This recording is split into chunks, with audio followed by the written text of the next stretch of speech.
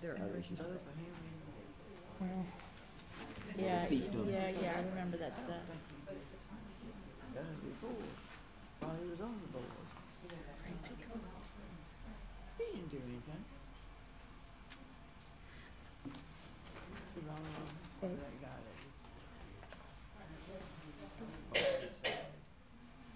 who, Marquez? Yeah. Saying about that. Hey, Oh, yeah, yeah, yeah. They don't want to to the death. so I live there. Water in the creek. It's a, I know. The reactor. I think it's bringing the hammer down of the population of schools that we were talking about. Like, it's not enough to go get. Okay.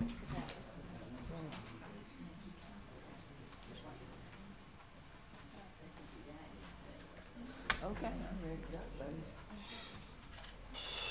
Me too. Verizon Standard Time gives you 2 more minutes, Phyllis. Verizon Standard Time. Senators. Oh, okay. It's what my cell phone. Verizon. We go by Verizon because that one, it was fast earlier. Now it's, well, it's still, it's 2 minutes fast instead of 4 minutes fast now. So.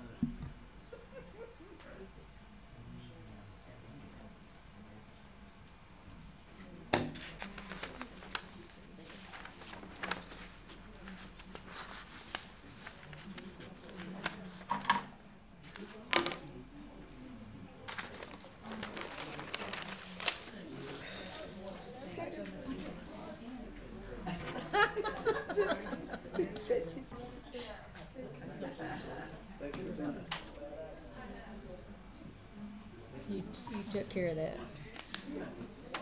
Did she tell you about? Well, and Erica came in, and so I was looking to see who was coming in at the same time you were coming out. And Is Joe coming back? all right, are we back streaming now? Yes. All right, we are streaming, and it's 1:45, so we're gonna get back into it. We're gonna start off with Leadership Academy of Wayne. That'll be the policy committee, and I'll be leading that interview. So we'll have Dr. Allen, if you will, give us a quick rundown, and then we'll jump into the clarification. And these are 30-minute clarifications. 30 minutes max. So I'm going to give you a brief overview of a general idea of the timeline.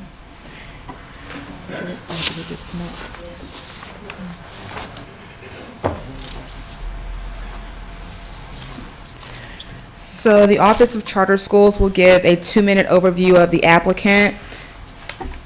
The applicant will have up to 5 minutes to deliver a statement. The committee will then discuss the application for up to 15 minutes and ask any questions of the applicant if they have them.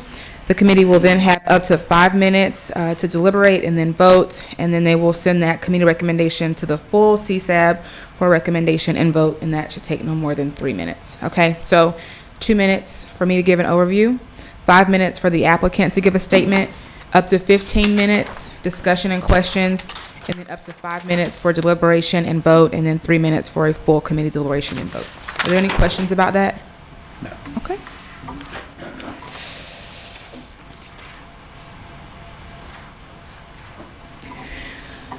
The applicant appearing before the board today is Leadership Academy of Wayne.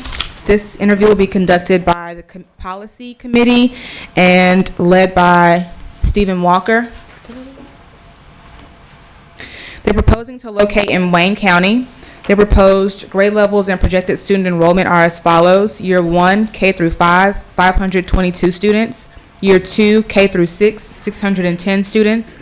Year 3, K through 7, 698 students. Year 4, K through 8, 786 students. Year 5, K through 8, 786 students. We did not have an LEA impact statement or due diligence completed for this application. Pass-fail ratings are as follows. Mission, purposes, and goals, 3 pass, 2 fail. Education plan, 3 pass, 2 fail. Governance and capacity, all pass. Operations, 2 pass, 3 fail. Finance, all pass. This applicant has not submitted any special requests. They are not a repeat applicant, and they did not receive third-party assistance. This application was deemed complete. The applicant now has 5 minutes to introduce themselves and to deliver a statement.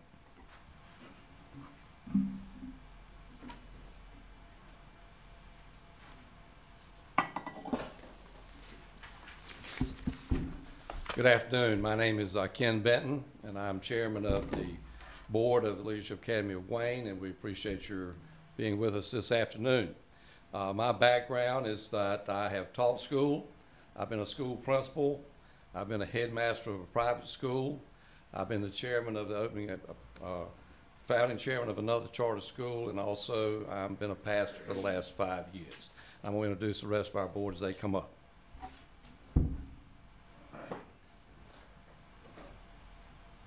I'm Marilyn Benton.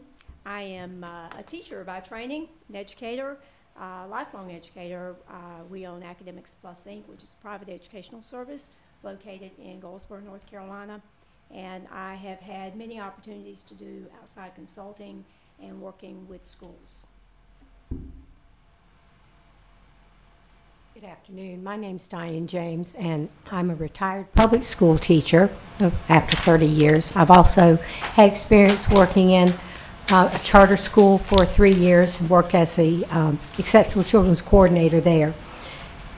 I have certifications in regular ed and special education in multiple areas of special ed, from working with the learning disabled, mildly mentally handicapped, and through the AIG certification process as well.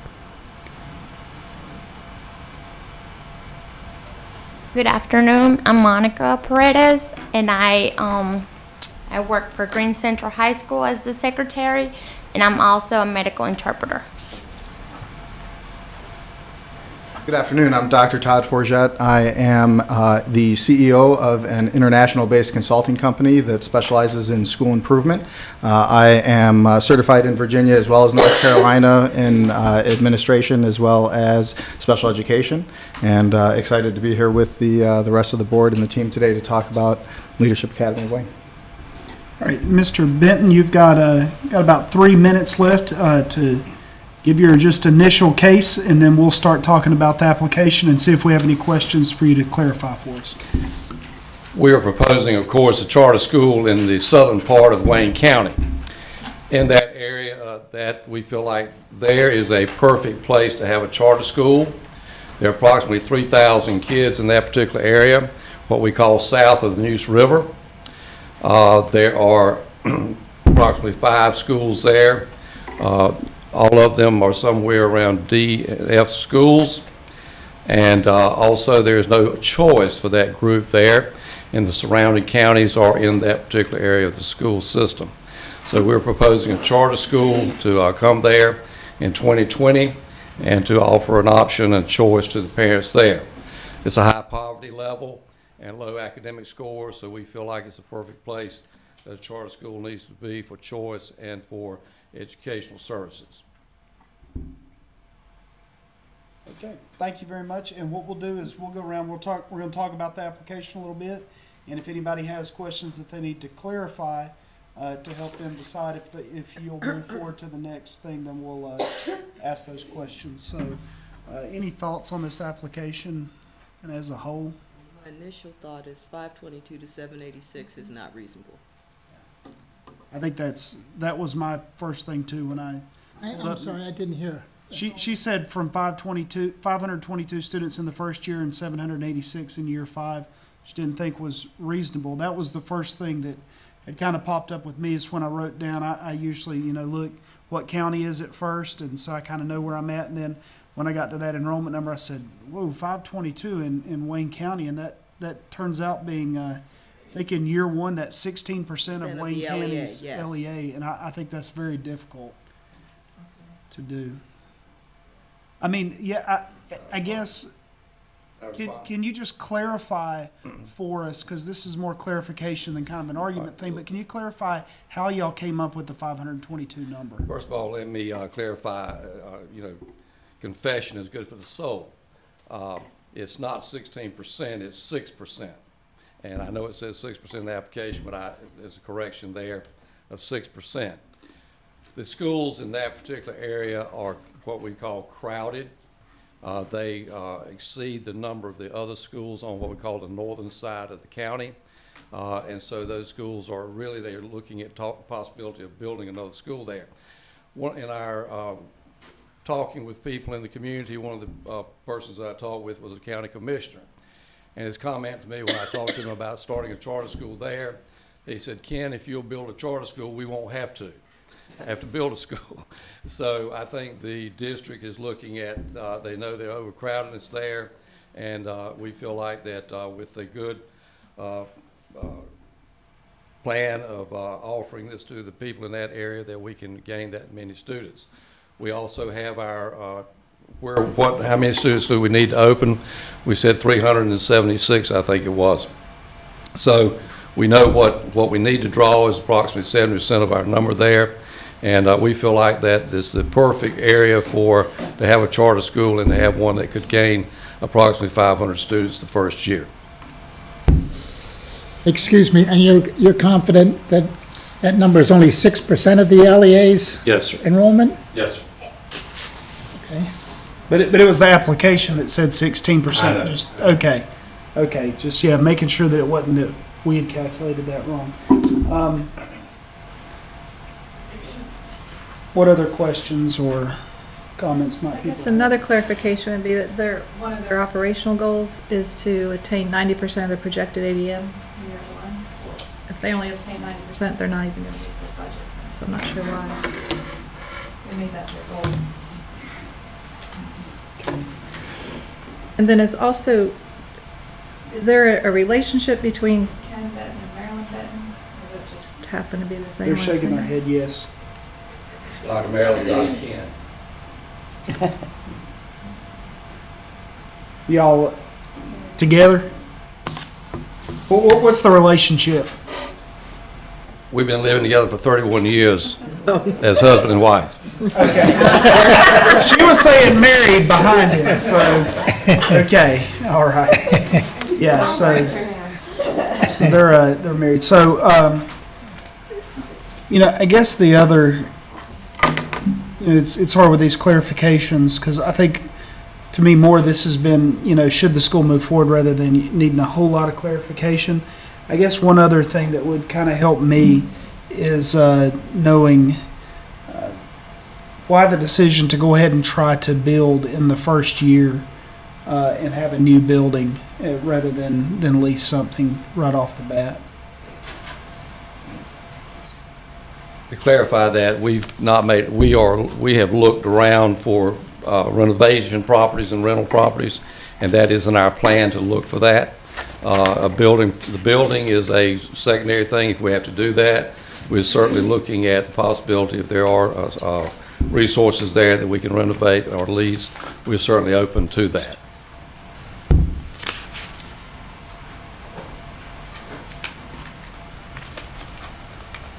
Anything else from the committee? Just one other question. When you guys introduced yourselves, Dr. Benton, you had mentioned that you were a founding chair of another charter, and I believe Ms. James had said she had worked for another charter. I'd just like clarification on what those charter schools were. They were in North Carolina? Yes. I was the founding board chairman of Wayne Prep in 2014, and I started being chairman in 2012 through the opening process and stayed in that position until 2015. And Ms. James was a special ed teacher at the same school. Any other questions? Thoughts from the policy committee?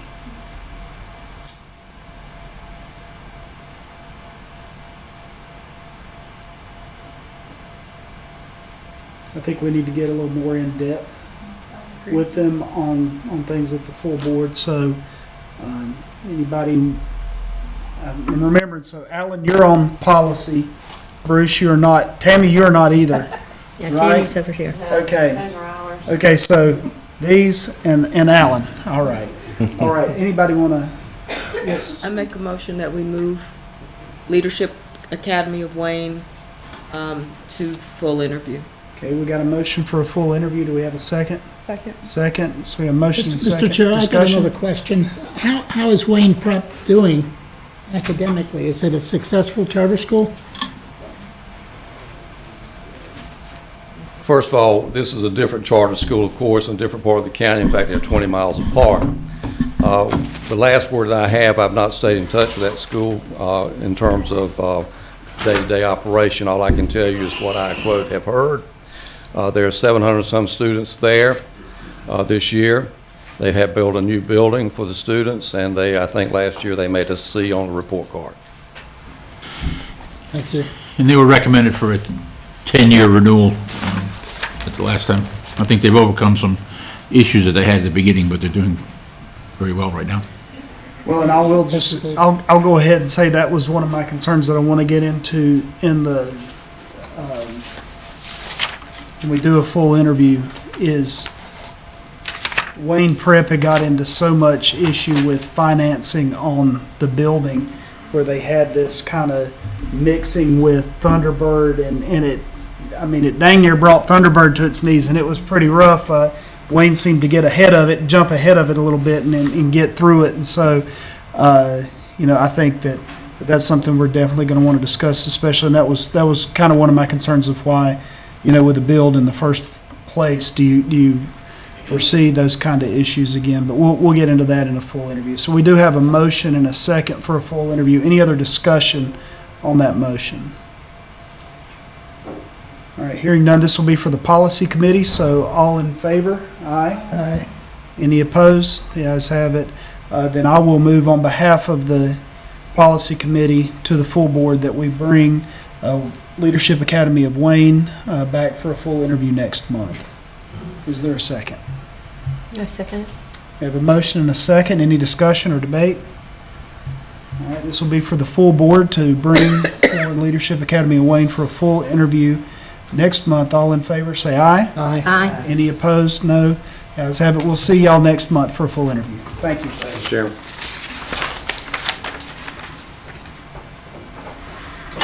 All right. Griffin Leadership Academy. Dr. Allen. The applicant appearing before the board today is Griffin Leadership Academy. This interview will be conducted by the policy committee and led by Stephen Walker. They're proposing to locate in Greene County.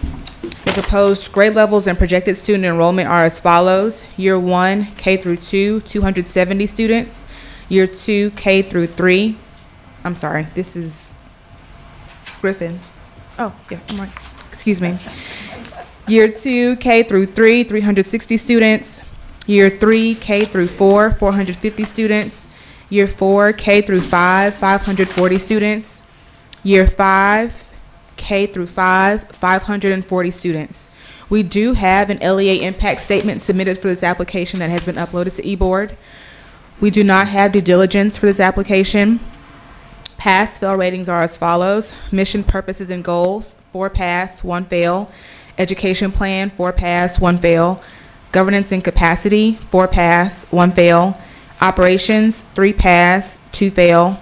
Finance, 4 pass, 1 fail. This applicant has not presented any special requests. They are not a repeat applicant. They did receive assistance from Leaders Building Leaders in the North Carolina Charter Accelerator, and they did pay a $1,000 fee, and this application was deemed complete.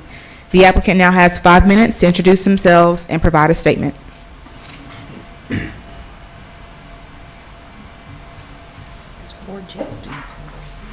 Hello, everyone. My name is Josh Prescott. I'm the chair of Griffin Leadership Academy, and the secretary and co-founder is with me also, Dr. Todd Forget, and I'll introduce him. Y'all have already met him, but you'll get to meet him again here in a second.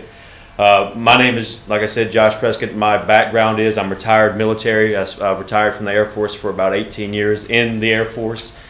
I was an instructor. I instructed students for 4 years, and we developed curriculum and stood up training detachments in the Air Force. That's what I did for another 4 years there, almost 5 years.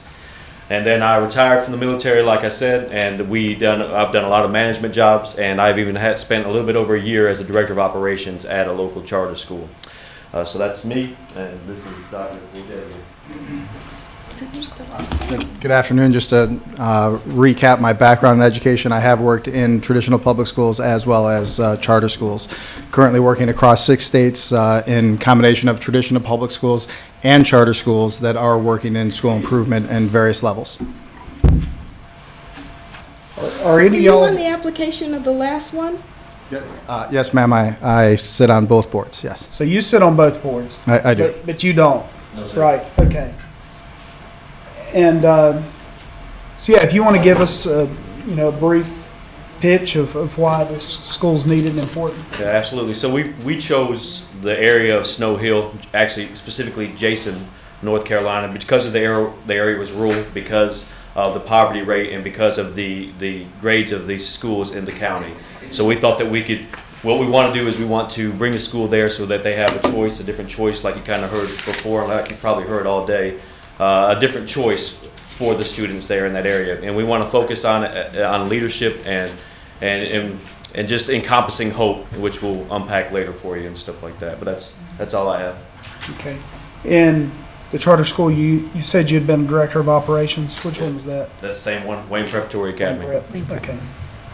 All right, thank you. Well, let's go through and talk about the application a little bit, and then if we have a question for you, we'll send it your way. So this will be the policy committee. So here, I think one of the concerns that I'd had, and I want to pull this up just to make sure I don't misstate this, was that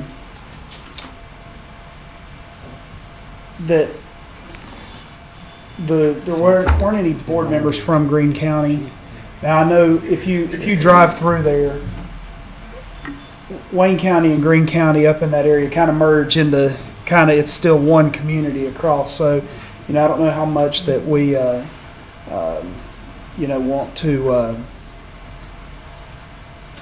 want to place in that. But I mean, I think we've got 3 Wayne County board members and then 2 out-of-state members. So I think, something that we want to get a little bit more in depth in during that time. And I guess for clarification, is there any thought or any discussion of trying to bring somebody from Greene County on the board? Yeah, absolutely. We'd love to have somebody from Greene County to be part of that board, and we're just looking for the right applicant to come on board for that.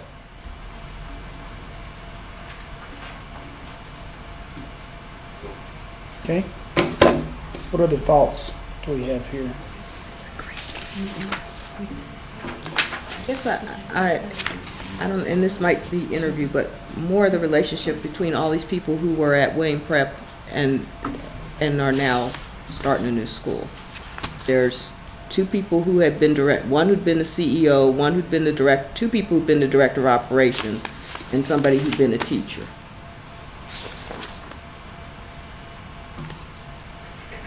And then, Some more about the background of the board. Yeah. and then, Mr. Forget, is that how you say this? He's on both, but he's also out of town, or out of state, based on the application. Is that That actually changes February 19th. I will be back as a resident in North Carolina in Wayne County. You should move to Greene County. I'm just kidding.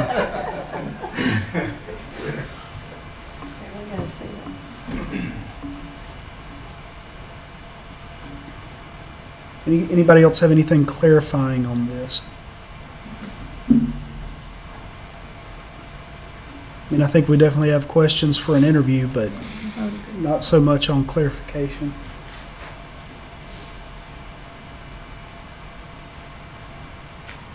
So if nobody has any more questions, if anybody wants to make a motion, we can do that. I'll make a motion that we move Griffin Leadership Academy to full interview. All right, we got a motion. Do we have a second? I second that. A second. Any discussion among the policy committee? All right, all in favor? Aye. Any opposed? All right, then I will move on behalf of the policy committee that the full board vote to bring Griffin Leadership Academy back for a full interview next month. I second it. We have a motion and a second. Do we have any discussion? All right, then for the full board, all in favor? Any opposed? The ayes have it, and we will see you guys next month. Thank you. It won't be so easy next month. We'll have a lot harder questions. Gee, thanks. Just what they wanted to hear. All right. Next, we've got Piedmont Career Academy. Right, and this is you. for the Performance Committee, and the Performance Committee consists of Bruce Prin, Tammy Sutton, Phyllis Gibbs, Sherry Reeves, and myself. So we know who we are in this one. Okay. We can start out as far as clarification. Go ahead. The applicant appearing before the board today is Piedmont Career Academy. This interview will be led by the Performance Committee and Committee Co-Chair Kakadelis. They're proposing to locate in Person County. Their proposed grade levels and projected student enrollment are as follows. Year 1, 6 through 10, 250 students. Year 2, 6 through 11, 300 students. Year 3, 6 through 12, 350 students. Year 4, 6 through 12, 350 students. Year 5, 6 through 12, 350 students. We do have an LEA impact statement submitted for this application, which has been uploaded to eBoard. We do not have a due diligence completed for this application. Pass-fail ratings are as follows. Mission, purposes, and goals, 4 pass, 1 fail. Education plan, 4 pass, 1 fail. Governance and capacity, 4 pass, 1 fail. Operations, 4 pass, 1 fail. Finance, 4 pass, 1 fail. This applicant has not submitted a special request. They are a repeat applicant. They received a clarification interview last year. They did receive third-party assistance from Charter Success Partners, and their application was deemed complete. The applicant now has 5 minutes to deliver a statement.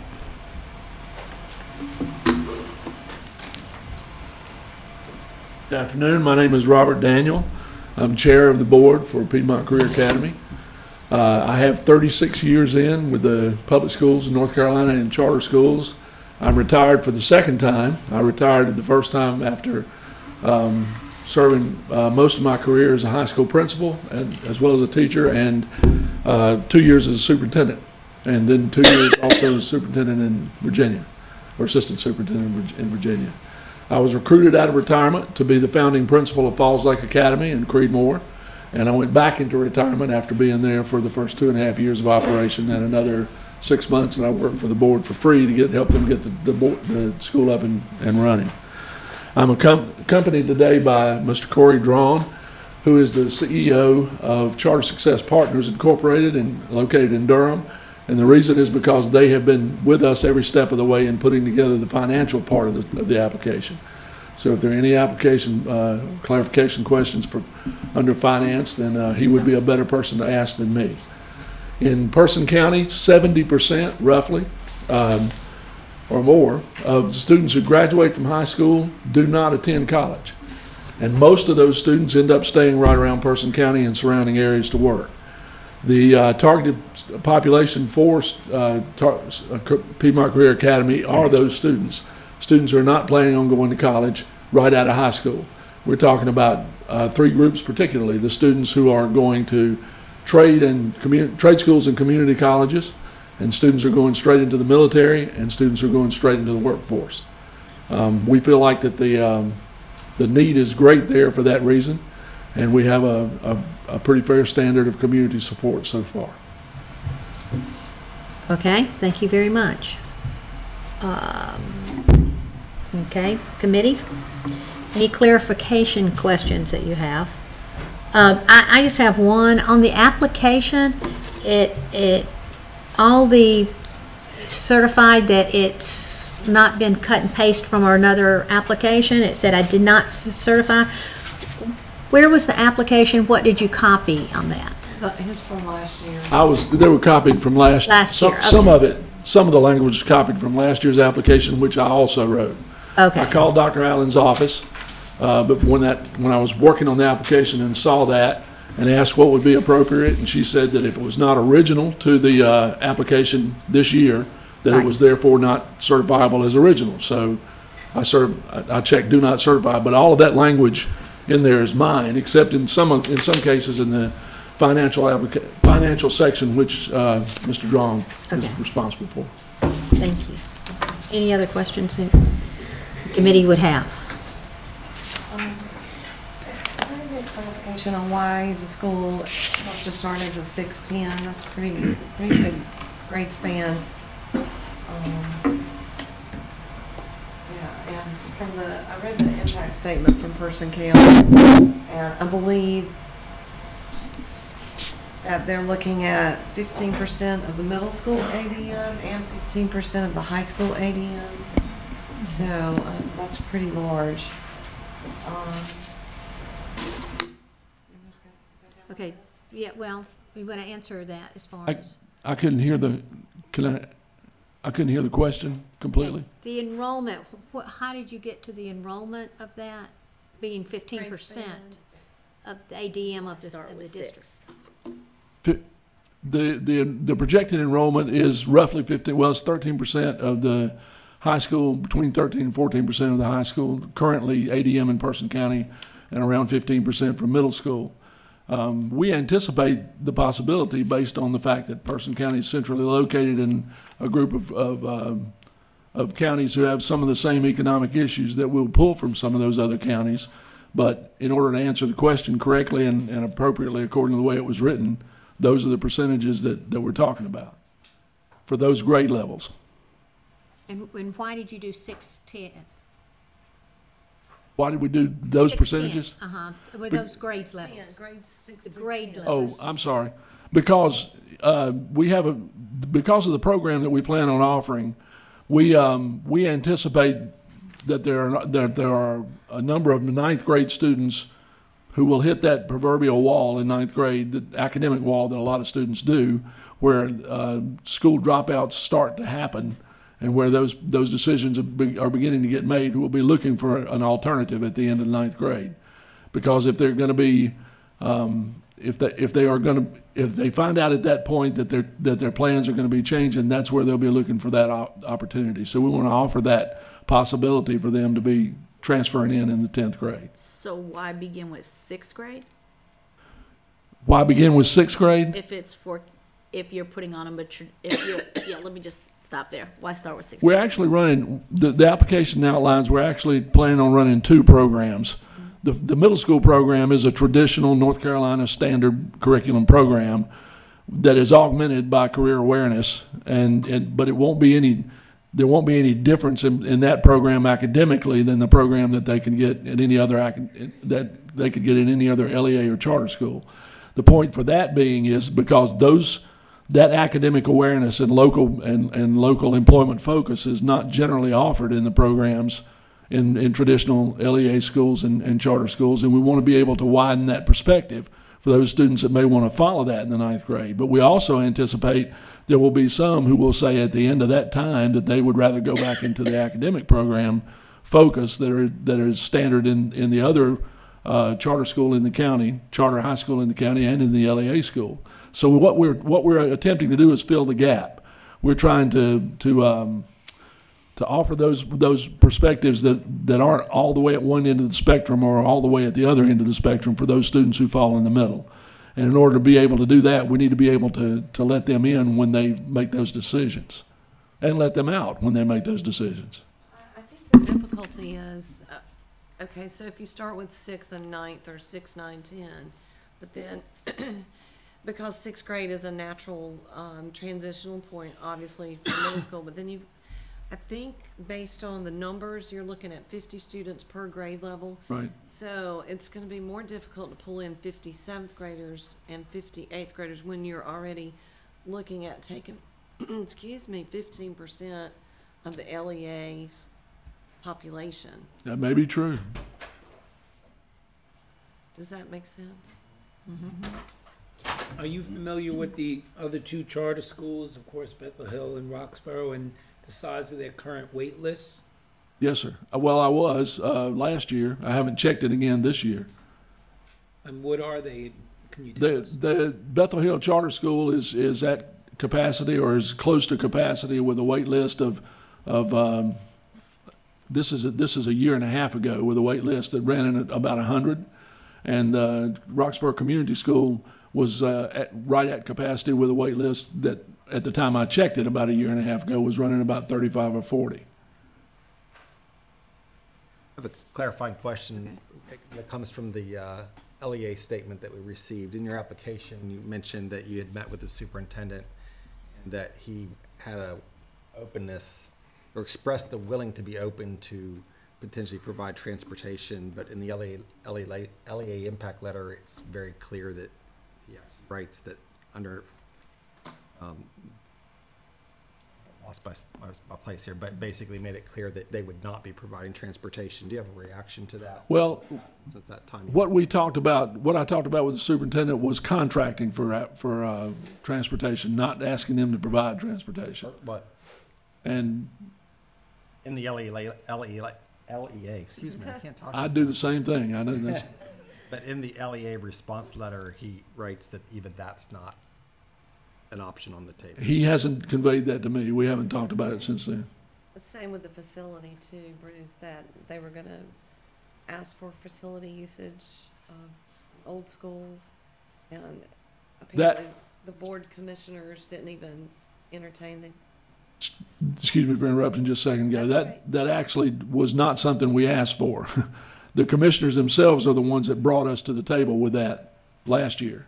They brought us to the table and said, we have this facility, are you interested? So we went and asked them about it. They postponed that decision. When they came back to it later and asked us to come back the second time, when I went back to give them the presentation the second time, they voted not to go forward with by a 3-2 vote opposed, and the two people who were the ones that were most in favor of us moving forward were the ones that brought us to it in the first place. We have never formally requested it. They put us through the first year in the 2017 application. They voted right before that application was due to instruct their county attorney to move forward with developing a shared use agreement for the facilities, athletic facilities on the property, and a lease agreement, a 30-year lease agreement at their direction for us to be able to use. That's what the board considered when they came back and then postponed it. They had an election in between, and some of the board members changed. So it was never our request. It actually, that facility would work for us with extensive renovation, but it's not our first choice. Never has been. Okay, I just have one question. And this, I think this is important, just a yes or no. Are you going to have any dual enrollment? Are you we are open to it. It depends on what students are needing for that. That's a possibility. So that leads me to my question.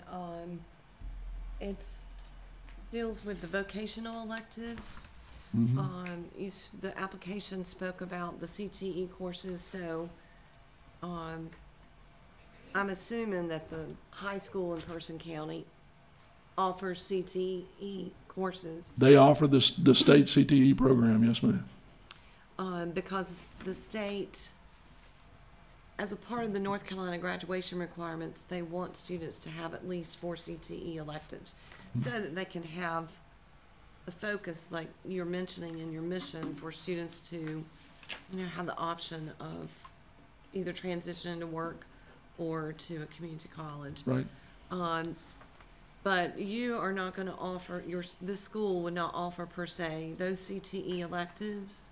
We don't plan to offer the CTE program because we don't want to be tied to the restrictions that go along with the vocational education funding.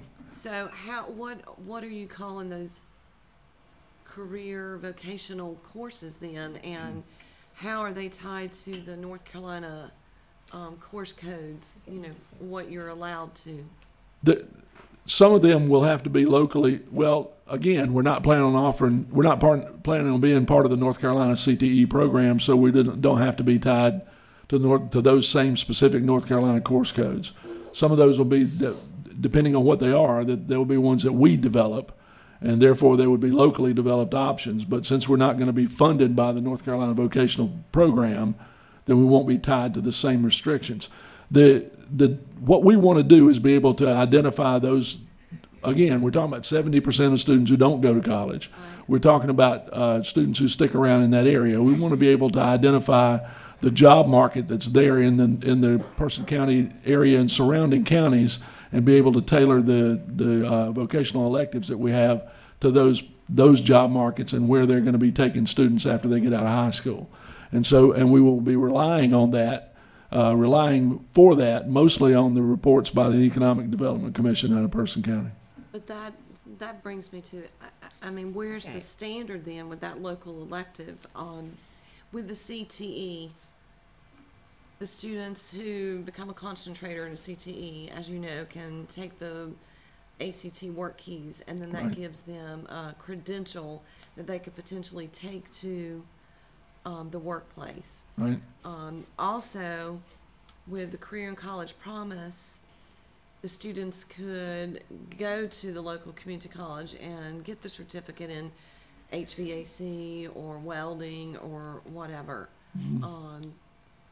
So I'm just a little concerned if everything is going to be a local elective, which it sounds like it would need to be for the vocational piece. So where is the certification, the standardization, and how do you know that you're doing well with it?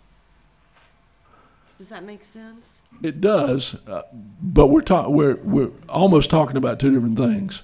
We're not looking to certify students in specific areas for employment after high school. We're looking for a way to fill, like I say, fill the gap between students who already know where they're going and what they want to do, what they want to work in, what industries they want to be trained in, and students who don't. Because there are so many, 70%, who are not going to college. And a lot of those will go to community college and flounder around trying to find what they're going to do when they get out. We want our students to have an idea about what the job markets are, what things are available when they get out of high school.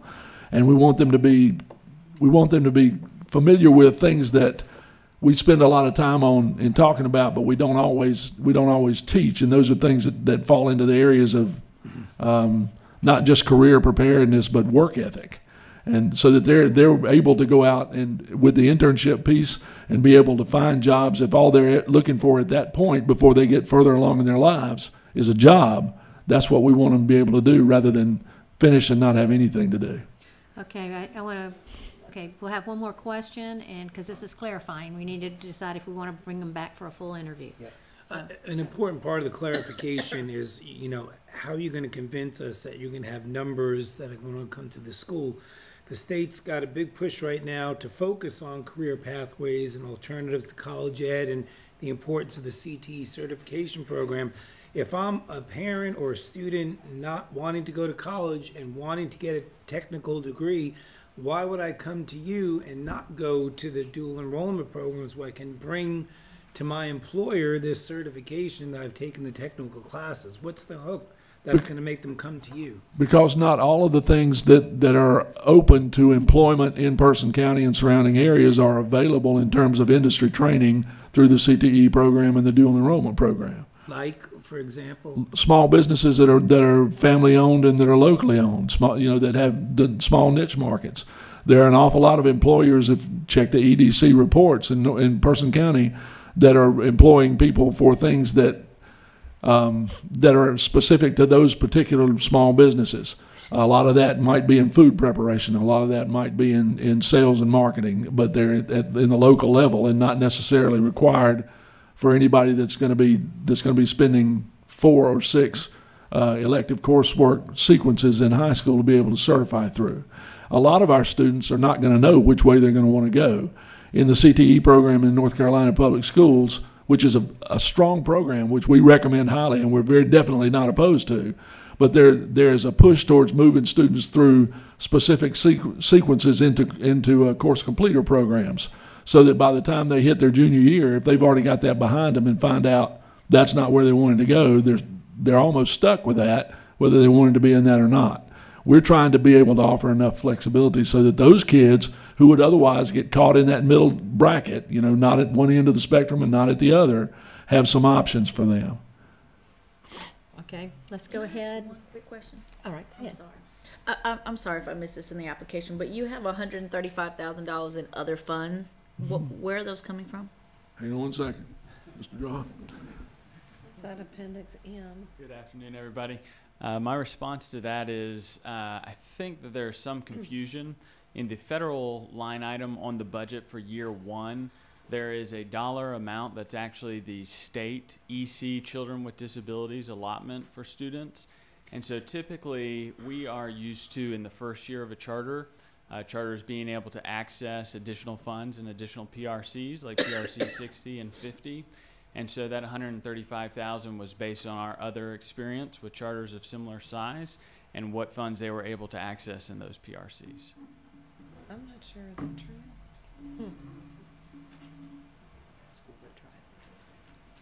PRCs were. Okay, guys, well, do we have a motion?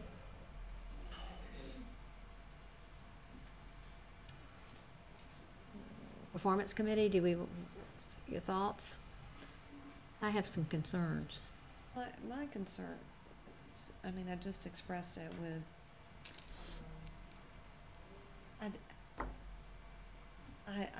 I get what Mr. Daniels is saying about filling the gap, and not all kids fit the mold, so to speak. But the issue I'm having is if you are creating your own local electives, where's a standard for that? I mean, and as a parent, I want to know that when my child is taking X course, that there's a blueprint. You know, and I want my child to have the options to be able to go to the community college. The dual enrollment piece. To get that, or to, you know, there's enough. The state only requires 22 credits to graduate. To me, that is low ball. You can, if you just take 4 classes every semester, you can finish with 32. So you could be a completer, a CTE completer, in 2.5 areas. So you might start out with one and that not be your niche and move to another or whatever. I think the CTE pathways do have enough flexibility to allow that. I'm torn on this. Okay, any other comment? I'm intrigued. I feel like I have a lot more questions that maybe in a full interview they'd have a chance to answer, but share some of the same concerns.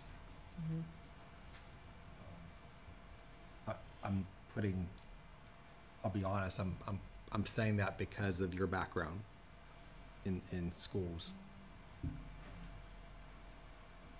but not interacting with any other board members. And again, this is clarification. I'm putting faith in your background at this point. Would you like to make a motion? Yeah, I'll make a motion that we move this to full interview. A second. Okay. It's been moved to second. Policy committee, what are your, let's vote on it, all for it, moving it forward? Okay, that passes. And I will go over to Mr. Chairman. All right, do we have a motion? And we have a motion to move it forward. All right, is there a second to that motion? A second. All right, we got a motion and a second. Any further discussion or debate for the full board? Hearing none, all in favor, aye. Any opposed? No, the ayes have it. See you next month. Next month. Okay, how we feeling? Does anybody need a break? We got one more clarification to go, but it's clarification with a twist. Yes. First thing we're going to have to do before we go into this one is we're going to have to talk about completeness, because before we can review an application, we have to deem whether it's been complete or not. And so so we're not considering right now, we're not considering the whole application. We're just considering whether it was complete before we can see we can move forward. So Dr. Allen, I want you to just kind of give us the background. And do we have somebody from Huntersville Charter High here? Okay, to be able to explain. So first we're going to talk about, as a full board, we're going to talk about completeness and make a determination whether the school submitted a complete application or not, and then we'll move forward into the clarification if we found that it was complete. So Dr. Allen. So I'm going to give the overview, and then I'll stop at the completeness portion of the. Okay. The applicant appearing before the board today is Huntersville Charter High School. This interview, is being led by the Performance Committee and Co-Chair Takadelis. They're proposing to locate in Mecklenburg County. The proposed grade levels and projected student enrollment are as follows. Year 1, 9 through 10, 210 students. Year 2, 9 through 11, 310 students. Year 3, 9 through 12, 410 students. Year 4, 9 through 12, 420 students. Year 5, 9 through 12, 405 students. We did not have LEA impact or due diligence for this application. Pass fail ratings are as follows. Mission, purposes, and goals, all pass. Education plan, all pass. Governance and capacity, all pass. Operations, 4 pass, 1 fail. Finance, 3 pass, 2 fail. This applicant has not submitted a special request. They are not a repeat applicant, and they did not receive third-party assistance. The Office of Charter Schools is requesting a vote on completeness. The applicant responded to the missing information request on January 30th, 2019. The original application was missing 3 pieces of information. Appendix B lacked the curriculum outline for 10th grade. Appendix B2 did not contain the electives, and Appendix P was incomplete with 1 page submitted out of 2. Those documents have all been uploaded into eBoard along with a letter from the applicant explaining why it was delayed. Okay. So they submitted the appendices, it just was missing some of the information from them? Correct. Okay.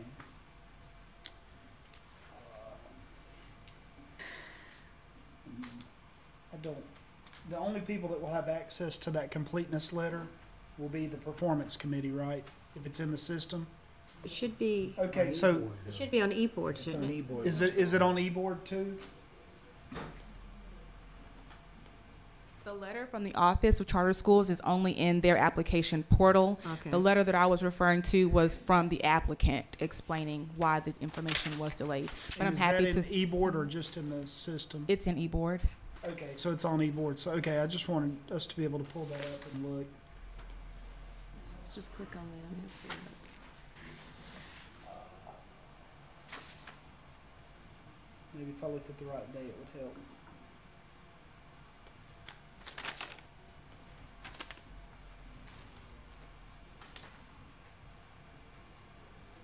Okay, so made an error in the email address on the original document that wasn't caught till the weekend, and subsequently had not received any of the requests sent out from the Office of Charter Schools. At the time of submission, I was severely ill. On the eve of the submission deadline, I was at an urgent care facility receiving multiple breathing treatments in an effort to stay out of the hospital. After being released, I returned home and put the application in at 2:30 in the morning. I did review the document before submission, but fairly realized the email address error that caused us to miss the email in October. Sincerely apologize for my mistake and hope that you'll not hold it against us. We're extremely excited about moving forward with this project. And then it goes through and talks. So is that Jennifer? Is that who's here? Yeah, that's me. Okay. Yeah. Completely my fault. Yeah. So if you want to, October and January. Come on, stage. I know. That's we the weren't thing. receiving That's any my. emails, so I didn't know. I had called the office a couple times to ask if they'd seen the application, if there was any problem with it, and it wasn't identified. And then when Daniel called in January, I knew immediately we had a problem, and so I quickly fixed it. But we didn't know until then. Yeah, because I think the emails go to you out of courtesy. That it's generally you have to look in the application system, right? Is that the policy that it's when it's incomplete, it goes into the incompleteness goes into the system, and you're required to go in there and check for it. The email that's sent to them is just sent out of a courtesy. Right. All of the official communication from our office goes into the portal, and then we do send a courtesy email out through the email addresses that are listed in the portal. We send that out as a courtesy to remind them rather to check the portal for that documentation. And so what you said, it was the it was 10th grade curriculum was missing, but there were curriculums for the other grades? So the application requires that they submit for the first year of operation a sample curriculum for every grade they intend to have. And so in year 1, they want to have grades 9 and 10. So they were to submit a sample curriculum outline for grade 9 and 10, and we received one for grade 9. So they did need to submit the 10th grade one. And then Appendix B2 for high schools, we require that applicants submit all of the courses that they intend to offer so that we can, you all can be sure that they're going to have the courses required for students to get the credits that they need in order to graduate on time.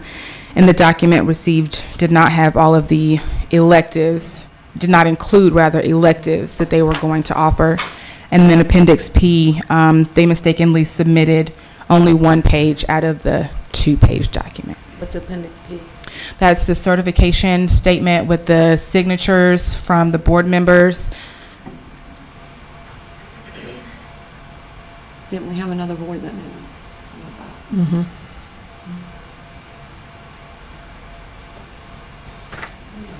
I kind of feel like January, and even if you didn't get the emails, by that time we were already 3 months into interviewing. Yeah, we've been interviewing people and stuff. Like, why wouldn't you have asked questions when you haven't heard from anybody?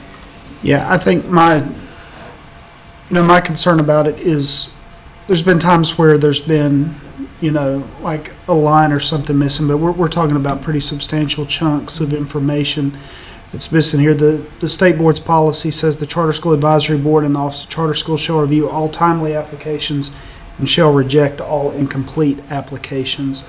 And, it's the policy that we don't consider it. We've been pretty strict on it in the past, and I think we have to be pretty clear on the way we follow the policy, which to me, it's like, I hate it. Sometimes I hate the policy because I look at a school that obviously's got a really good application, except for the stuff that was missing. But when I get to the point, if we have variance in across how we do this, then it just kind of opens us up to all kinds of questions.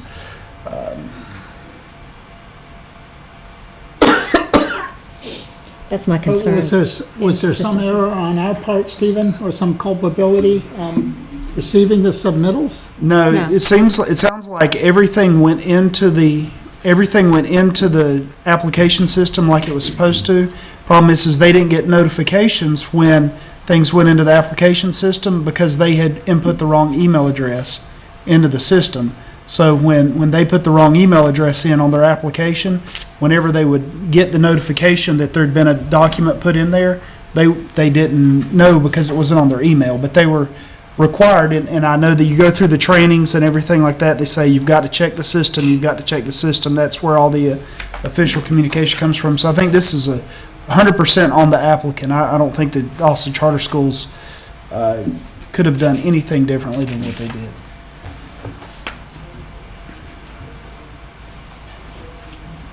Yeah, I hate this too. I hate it, but I think we have to be consistent. I think we have to be consistent. We have to follow the policy.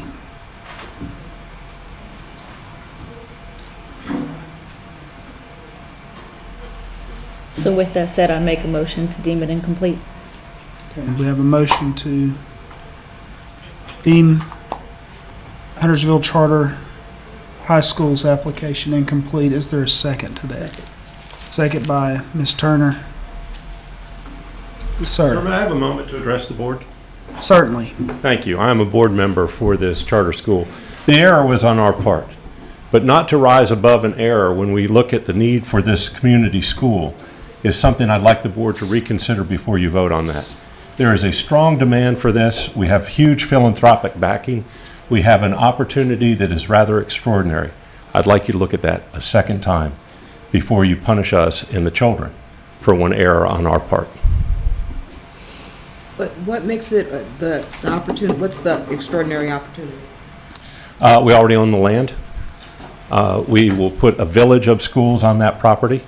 We have strong community interest from business leaders that are looking for apprentice programs.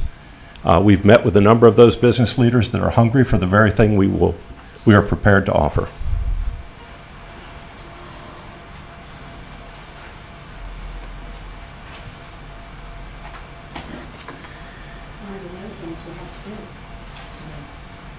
Yeah, I mean, look, I'm with you.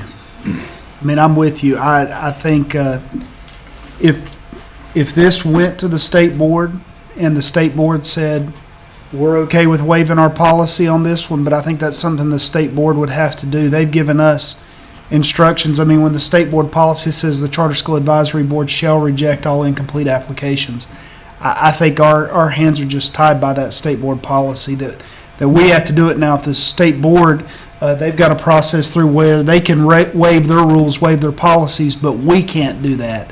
So if the state board gets this and says, we were going to waive the policy and send it back to us and tell us to do it, then we'd be happy to review it.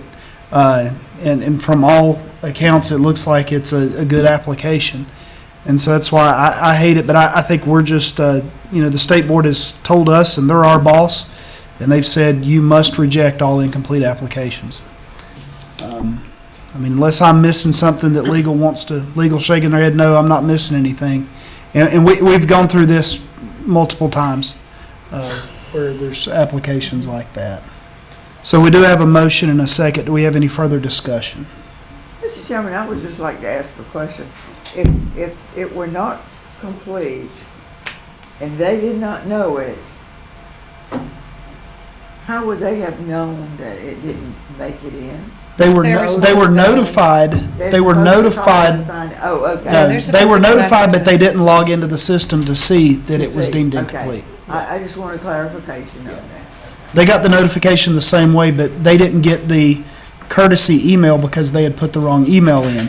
It was they still had the notice. They were deemed to have the notice by it being in there. They were given the same opportunity as every other school, I guess is what I'd say. Okay. All right, gotcha.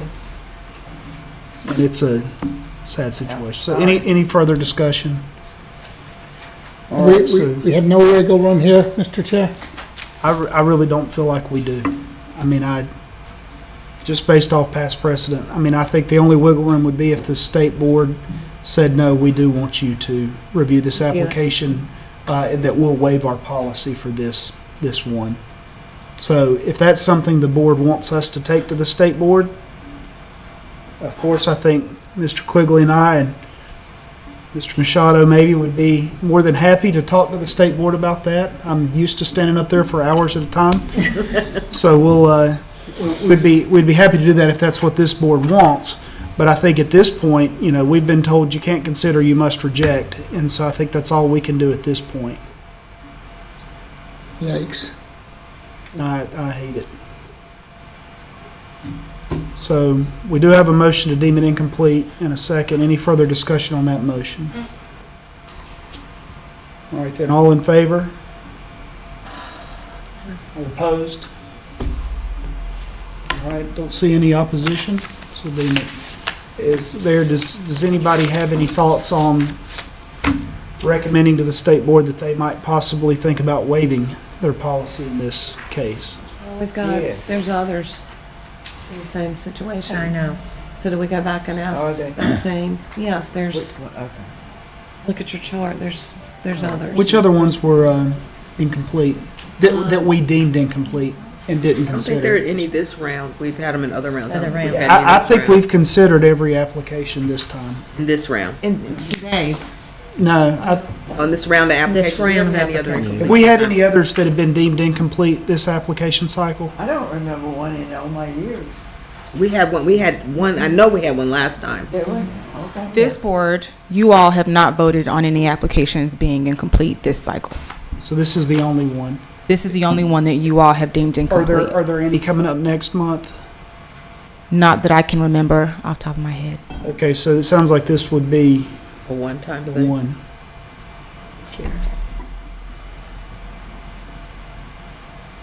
I mean, would that be an appropriate thing to bring to the state board, legal? Well, it's not so much a legal question so much as it's a discretion of this advisory board. If this board wanted to make a motion, it could. Certainly, Charter School Advisory Board members could reach out to members of the state board, as could board members of the applicant school, to relay their concerns. And Mr. Walker, you're right, there is an avenue for the board to waive its policies and make those exceptions. But in this case, it really is sort of a yes or no. It's a binary decision, either it's timely or it's not, and not much discretion with that word shall. So here's what I'll do. And I'm trying to keep us from being into a time crunch where this application gets hung over outside of everything else. So if my motion fails, it fails. But I think this would be the only way we could possibly do this. It's totally up. I would move that we recommend to the state board that they, for Huntersville Charter High School, that they waive the completeness review and that they would allow us to consider the application, and that if the state board decides to do so, that we would have a full interview at our next meeting for this school, and that we would request respectfully that the state board would take this action on first reading. I'd like to second that, and you'll make it clear, though, that we have voted according to their the policy. statute, to policy already, but we're asking for an indulgence on the part of the state board. Right. So do I need to, so we've got a motion and a second. Do we need to discuss this anymore? Say one more time what the motion was. So what we would do is we would be recommending to the state board that for Huntersville Charter High School, they waive the completeness requirement, allow us to deem the application complete, and that we would have a full interview at our next meeting. So basically, I'm saying to skipping clarification just because I don't want this school to be hung out after we've done it, and we're asking them to do it on first reading, so that they don't have to discuss it for a month and then vote on it the next month, and then we'll have them hanging out again. So now that's a motion, a second. It's totally up to y'all what y'all think. I'm not pushing anybody one way or the other, but there seemed to be some discussion. I think this opens a can of worms. I can't support it. Yep. Slippery slope. Yeah. Has this happened before? No. No. They've, But applications we've have been deemed. we've deemed other incomplete. applications. We have applications. deemed Come back, applications and incomplete in the past. I'm really torn because I do think it's a good app, but I think we're opening a can of worms we're not going to like down the road. Because we're going to have to do this with every single one we one. do. And does it, so two questions, or just to clarify that I understand. The things that were missing was all the grade level, basically scope and sequence was provided except for 10th. There were only 2 grades, so 9 was two provided, grades. 10 was not. Okay, so that was the one missing, and then the signature page is the page that has all the board members' signatures. It was just the declaration page, chair. And the list of electives. And the list of the coursework. Coursework is the biggest thing. I've been very quiet here because I'm trying to avoid any conflict for a very dear friend that I have a great respect for, Mr. McCarthy. He's done great things in the city of Charlotte and has done great things with schools, and very excited about the new Bonnie Cone School that's going to be very successful out there. I would think in order to go forward with this, we need to bring to the state board, or you need to bring a very compelling argument as to why this is a unique situation, something along the lines that if it doesn't happen in 20 versus 21, we lose the property or we lose something. I think without a compelling argument, it's going to be very difficult to do, because the reality is, thank God we don't have a cap. We hope we won't have a cap on charter schools, and it's reasonable to resubmit next year and just open a year later. That's going to be what the state board's going to say. So unless you can bring a very compelling, without this exception, this will never happen. And that's the challenge we have, I think. Yeah, if y'all vote for this, I nominate Alex to explain it to the state board. Yeah, and he's not here. Texting right So I know we're a little ahead of schedule. Can we hear from Mr. McCarthy just about, is there a compelling? Well, I mean, I think we've gone. Let's just see if. Well, I think we should just go ahead and vote on this. We've got a motion and a second. I think we've already deemed their application incomplete. We've allowed them to speak a couple times on the importance of it. So let's just go ahead and vote on this. So the motion, if I need to restate it, was that the state board waive the policy, allow us to consider it with a full interview next month, and that they do this action on first reading. All in favor of the motion? All opposed to the motion? All right, looks like the motion fails. Mr. Chairman, could we consider that when they come back next year to ask for acceleration? They have to decide. Yeah, that could get them in bigger trouble. Yeah, Because if they do that and do not get acceleration, remember what we said. Right. The application's gonna be different next year. They'll have to decide if they wanna come back as an acceleration or just a normal RTO. And that is an option that they can weigh, but Mhm. there's going to be a lot more constraints on that. Okay, that's just what I wanted to know. Okay. All right, Ashley, do you have what you need on that vote? Yes, it was just Phyllis and Alan, right? Or everybody else opposed? I never raised my hand, but I'll vote. I'm gonna vote no on my motion. I do think it just opens it up too much, and I sincerely apologize to y'all, but it is what it is. I guess I shouldn't apologize.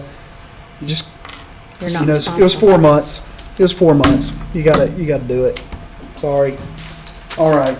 So that's it for Huntersville Charter, and I think that brings us to the end of the agenda for the day. We've already taken care of some things tomorrow, and I don't think there's really anything else we can move up because we don't have Dr. Williams here, and let's just hold off on State Board of Education updates until tomorrow as well. So does anybody have anything else that is burning on their heart or their mind or their soul? The pastor of my church when I was growing up used to always say that at the end of meetings. Sometimes I'll say, is everybody clear of mind, clear as mud? All right, then, who wants to move we adjourn? Do you want to do Second. state board updates since we have We're gonna time? hold that till tomorrow. He said he didn't wanna do those. Yeah, we got a reason. All right, so we got a motion. Do we have a second? Second, all in favor, say aye. Aye. Opposed, no. We are adjourned till tomorrow morning, 9 a.m.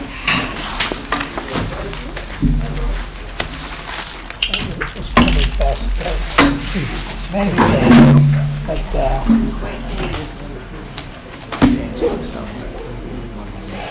Have my raise over there.